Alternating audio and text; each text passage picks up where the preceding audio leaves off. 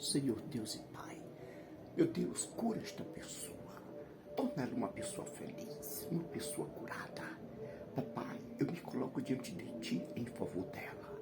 Senhor, responda seus desejos, suas ansiedades, seja qual for a proporção dela. É um milagre, Pai, faça acontecer. Vida financeira, vida espiritual, conjugal, material, ministerial. Abençoa esta pessoa, papai. Eu, como profeta do Senhor na terra, liga nos céus, Senhor. Torna esta pessoa uma pessoa vencedora. Torna esta pessoa, meu Deus, uma pessoa para andar de cabeça erguida. Ser, meu Pai, uma bênção do Senhor. Eu ligo aqui, papai.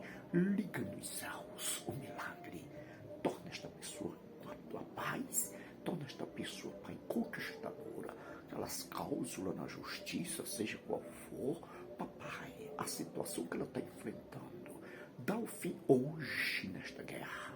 Dá o fim hoje nesta batalha e ela com a vitória, a bênção do Senhor, em nome do Senhor Jesus Cristo. Eu determino cura, determino milagre, determino vitória na sua casa, na sua vida, no nome de Jesus